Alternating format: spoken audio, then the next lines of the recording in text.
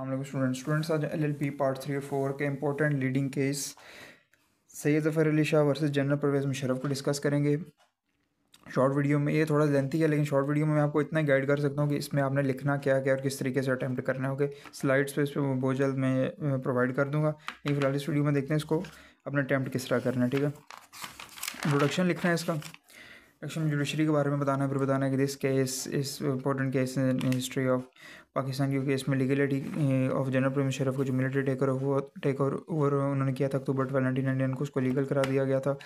Bench of supreme court पे 12 जजेस पर मुश्तमिल था। चीफ जस्टिस जो थे अरशद हसन खान थे। बाकी जस्टिस के आपने नाम लिखने हैं। फिर बैकग्राउंड फैक्ट्स की हेडिंग देनी है, उसमें बताना है कि जब कारगिल के कॉन्फ्लिक्ट से 1999 में जो टेंशन्स बिटवीन क्रिएट हो गई थी प्राइम मिनिस्टर नवाज शरीफ के और जनरल परवेज़ मुशर्रफ के, तो उसके बाद में नवाज शरीफ ने अक्टूबर 12 को जनरल परवेज़ मुशर्रफ को जो है वो रिप्लेस करने की कोशिश की बाय जनरल ज़ियाउद्दीन भट्ट। तो उसके बाद मिलिट्री ने एक्शन लिया, फिर कंट्रोल किया। सबसे पहले कराची एयरपोर्ट को मुशर्रफ साहब को सेफली लैंड करवाया। फिर मिलिट्री टेक ओवर हुआ अक्टूबर 12, 1999 को। फिर डिक्लेरेशन ऑफ इमरजेंसी लगा दी गई अक्टूबर 14 को। फिर सस्पेंड कर दिया गया कॉन्स्टिट्यूशन को और फिर PCO जारी कर दिया ऑन अक्टूबर 14, 1999 को।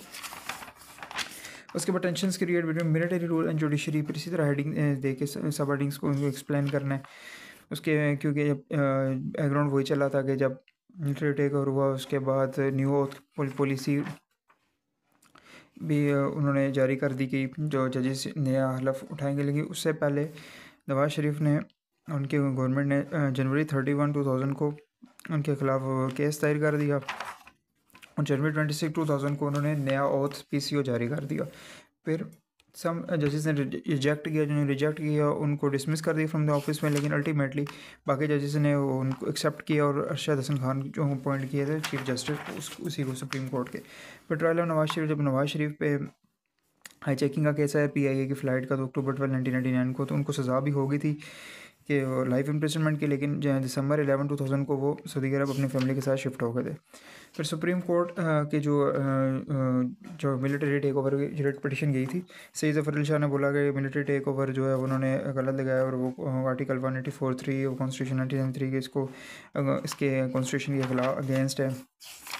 उसके बाद आर्गूमेंट्स बाय द मिलिट्री ने बोला था हम डॉक्ट्रिन ऑफ नेसेसिटी के थ्रू जो है वो सारा कुछ किया, और ये जो नवाज शरीफ की गवर्नमेंट थी वो करप्शन और इंडेंजर कर रही थी नेशनल सिक्योरिटी को, पाकिस्तान को। ये ना सुप्रीम कोर्ट ने जनरल परवेज़ मुशर्रफ के हक़ में फैसला दिया था, उनके स्टेट ऑफ नेसेसिटी को वैलिड करार दिया गया था। फिर वैलिडेशन ऑफ एक्शंस को, उनके सारे एक्शंस को वैलिड करार दिया गया, कुछ पावर्स ग्रांट कर दी गई, इसमें इलेक्टोरल प्रोसेस भी उनको ग्रांट कर दिया गया। इस तरीके से फिर आपने कंक्लूजन दे के